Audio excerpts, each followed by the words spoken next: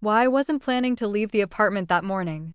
My laptop was open on the kitchen table, emails waiting, projects half finished, the kind of routine I usually let swallow me whole. Yet, something restless pressed against my chest, a strange unease I couldn't name. I poured another cup of coffee, scrolled through my bank app, and saw nothing unusual. Still, the itch remained. It was ridiculous. I'd managed my accounts online for years. The Belmont Avenue branch was barely a mile away, but I almost never stepped inside anymore. Still, as I stood by the window, watching the late morning sun angle over the neighboring roofs, a thought came, clear as a command: go to the bank. I tried to reason with myself. Why bother?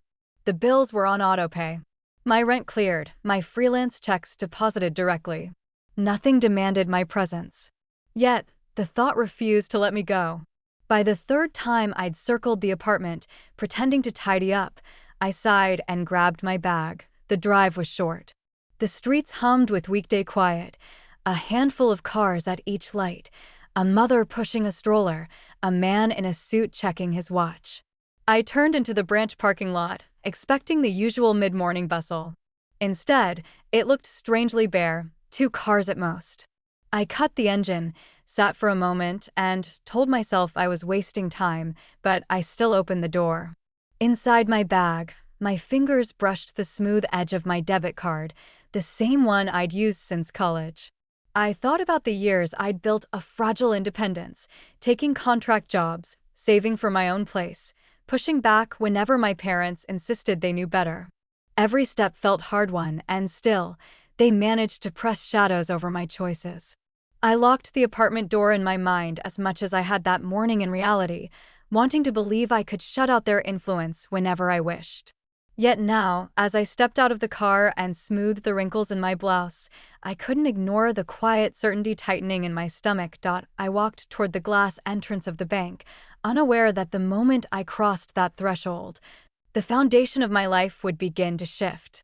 The air inside the branch was cool and quiet, the kind of hush that usually reminded me of waiting rooms. I expected to see 1 or 2 people at the counter, maybe a clerk arranging papers. Instead, my eyes caught on 2 familiar figures standing near the manager's desk, my parents. They were dressed neatly, as if they'd planned this morning carefully, my father in his pressed navy blazer, my mother in a pale silk blouse she reserved for important occasions. They stood close together, their posture calm, their voices low but deliberate. I slowed my pace, instinct telling me not to interrupt. The words drifted over before I could stop them. "Our daughter doesn't recognize us anymore," my father said smoothly, his tone carrying the weight of a man who believed himself reasonable. "She forgets names, places. We've consulted doctors. It's progressing," my mother added softly. "We're only here to protect her. She's not capable of handling her finances alone." My stomach clenched, my breath stalled. They were talking about me as if I weren't alive, as if I weren't whole.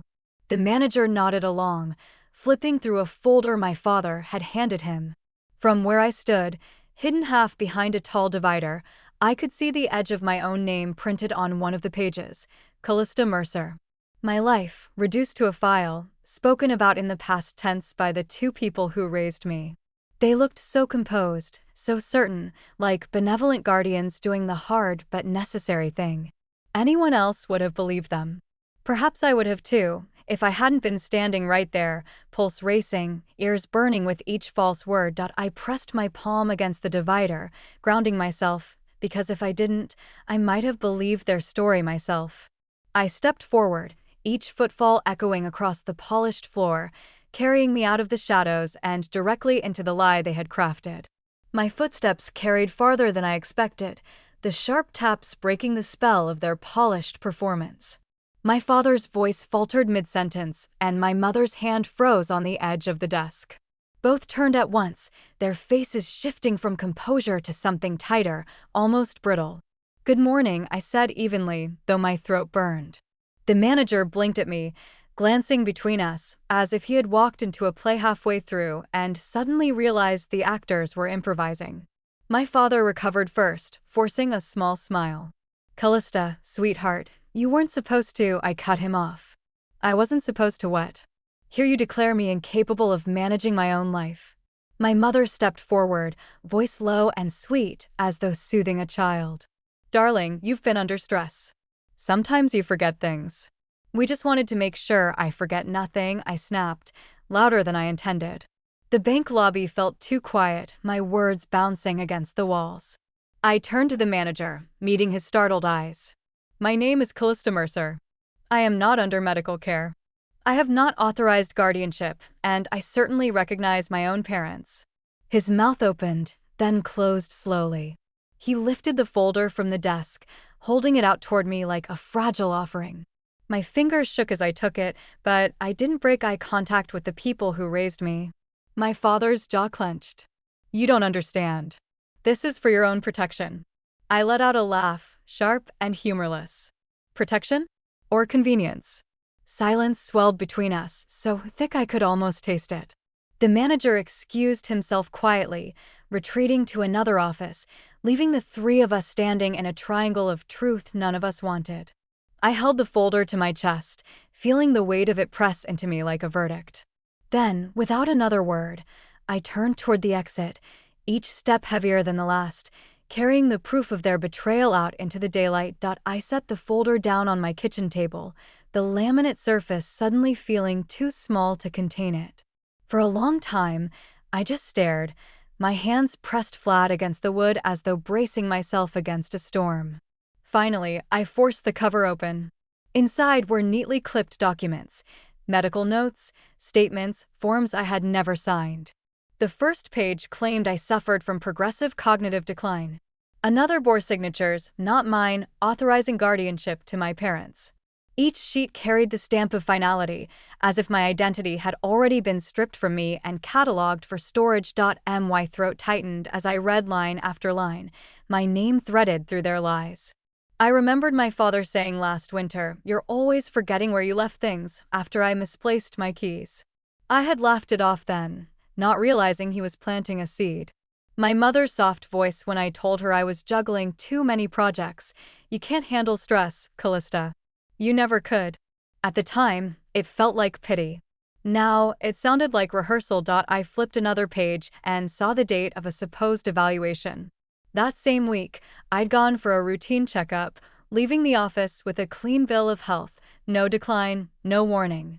But here, in black and white, was a version of me I didn't recognize, frail, confused, incapable, a version they had invented. I pushed back from the table, the chair scraping against the floor. The folder sat there like an open wound, bleeding trust onto everything it touched, all the late-night calls from my mother, asking if I'd eaten, my father insisting I should let them manage my rent to make life easier. Every gesture reassembled itself now into a pattern I couldn't ignore. I pressed my palms over my eyes, willing the weight in my chest to lessen, but it didn't. It only hardened. The doorbell rang, sharp and sudden, pulling me back to the room and toward the confrontation I knew was coming. The bell echoed through the apartment again, sharper this time, like they were trying to hurry me into answering.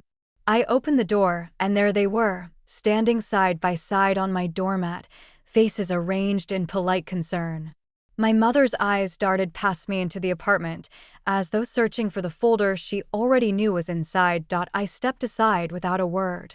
They walked in, their movements practiced, too comfortable in a space that was mine alone. I followed them to the kitchen, where the folder still sat on the table, unopened since I pushed it away. I pulled out a chair, sat down, and with deliberate care, placed the folder in the center between us. My father cleared his throat. "Callista, we didn't want you to find out like this. It's a precaution, nothing more." "Precaution?" My voice came out low. "Even these are forged documents. These signatures aren't mine, and these medical notes? Fabrications." My mother reached for the folder, but I pressed my hand on top of it. She withdrew quickly, folding her hands in her lap. "Sweetheart, sometimes you don't see how vulnerable you are. We were only thinking of your future." I leaned forward. "My future doesn't belong to you. You don't get to erase me while I'm still alive." Silence stretched across the table. My father tapped his finger against the wood once, twice, but offered no rebuttal. My mother kept her eyes fixed on the floor. Their stillness was heavier than any argument. I opened the folder and pulled out one sheet at random, sliding it toward them. This says I'm unfit to make decisions. Tell me, when exactly did I become incapable? Was it when I moved out on my own? When I refused to let you manage my accounts? Or was it when I started saying no? Neither of them spoke. Their silence was the confession I'd been waiting for, louder than any explanation they might have offered. I closed the folder again, my hand firm against its cover. The knock of my heartbeat was loud in my ears as I stood, pushing back my chair.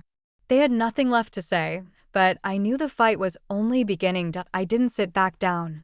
The weight of the folder still pressed against my palm as I looked at them. Two people who had taught me my first words, held me when I cried, and now sat silent in the face of their own betrayal. Why? The question came out flat, stripped of emotion. Why would you do this to me? My mother opened her mouth, but my father spoke first, his patience cracking. Because, Callista, it's obvious you can't handle it. The trust fund, the deed, your accounts, they're better in our hands than wasted on your experiments. I froze. He hadn't meant to reveal so much. My mother's sharp glance toward him confirmed it. So that's what this is, my voice hardened. Not about protection. Not about keeping me safe. You wanted control. You wanted the money. My father leaned forward, his tone sharpening. We wanted to make sure it wasn't squandered. You jump from job to job, living like stability is optional. You don't think about what happens in 10, 20 years. Someone has to. The words cut deep, not because they were true, but because they were laced with the contempt he had hidden behind fatherly advice for years. My mother reached across the table, her voice trembling. We didn't want it to come to this. But you've been distant, secretive. We couldn't take the risk of watching everything your grandfather left vanish. I pulled my hand back before hers could touch it. You mean your inheritance? You weren't protecting me. You were protecting your claim. The room stilled. My father's jaw worked as if he wanted to argue, but the mask had slipped, and what remained was raw ambition dressed as concern. I stood straighter, the folder clutched at my side like armor. If that's the truth, then at least we finally understand each other. Neither of them moved as I walked toward the door. My father's muttered curse followed me into the hallway, but I didn't turn back. I knew now exactly what I was fighting against, and it was no longer confusion or doubt. It was greed. The next morning, I woke with the folder still on the table, its shadow stretching across the room like an accusation. My head ached from replaying the confrontation, but beneath the exhaustion ran something steadier: resolve. By 9, I was on the phone with a lawyer I hadn't spoken to since college. His voice was measured, professional, but I caught the pause when I explained what my parents had attempted. Bring everything, he said. Every document, every note. We'll untangle this. After hanging up, I dialed my financial advisor. The conversation was brisk, clinical. I revoked every authorization that linked back to my parents, canceled transfers I hadn't noticed before, and reset every password. Each confirmation email that pinged my inbox felt like a lock clicking shut. At noon, I sat across from my lawyer's desk, the folder opened between us. He scanned the pages quickly, shaking his head. These signatures are fraudulent. The medical reports are questionable at best. This won't stand in court.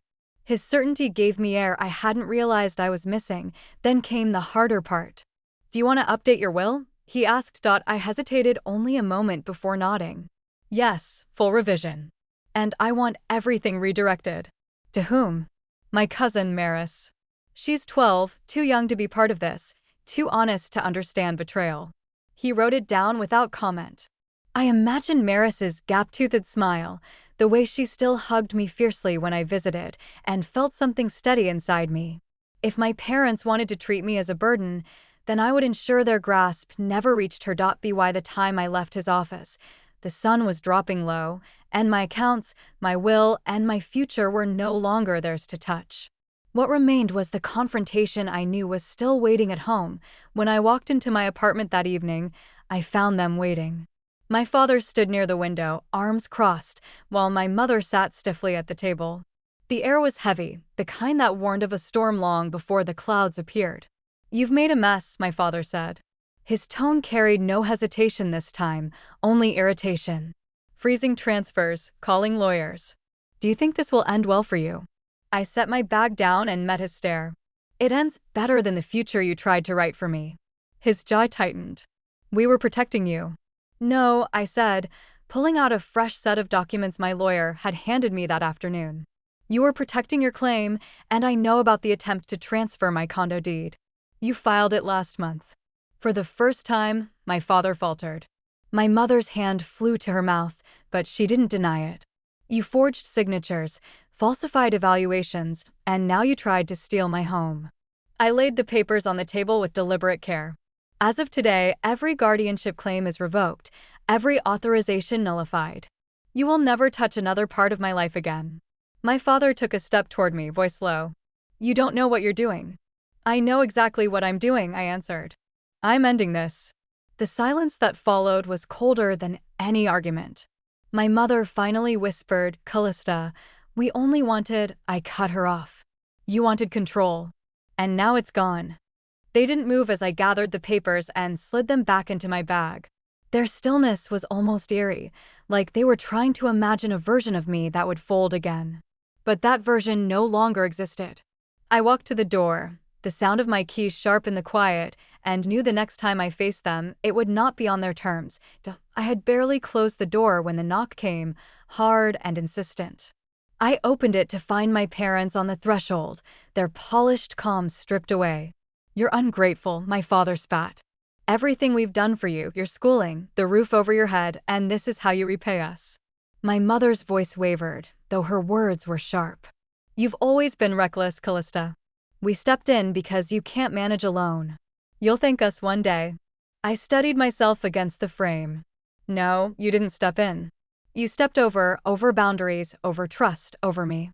Don't twist this into care. My father's face reddened. You think independence makes you strong? It makes you blind. We were protecting you from yourself. Their words might once have cut, but now they rang hollow, echoes of a script they'd rehearsed too often. I saw it clearly. Their version of protection was just control dressed in softer clothing. I'm not your project, I said quietly. And I'm not your possession. Whatever story you've told yourselves, it ends here. For a moment, silence hung heavy between us. My mother's shoulders sagged as though she might cry, but no tears came. My father's jaw clenched, locked against admitting defeat. Without another word, I stepped back inside and closed the door. The sound of it latching was sharper than their voices, final in a way no argument could be. I leaned against the wood, heart pounding, but for the first time in days, my pulse felt like it belonged only to me. The apartment was silent again, waiting, and I knew the next step was mine alone to take. The quiet settled around me like a blanket, heavy at first, then warm. I walked through the apartment slowly, touching the back of a chair, the edge of the counter, the cool frame of the window. Everything here was mine, not because I had bought it, but because I had defended it. The silence that once felt empty now carried a different weight. It wasn't loneliness, it was proof. I brewed tea and let it steep while I found my journal tucked on the shelf. Its pages held fragments of me, lists, half-finished thoughts, the kind of words I'd never said aloud. I sat at the table where the folder had been and opened to a fresh page. My pen hovered before moving steadily. Let no one define your mind who wouldn't trust your heart. The words came easily, more certain than anything I'd written in years. I underlined them once, then closed the book. For a long moment, I sat with the sound of the kettle clicking as it cooled, the faint hum of the city beyond the glass. My parents were gone, but their absence didn't feel like loss anymore.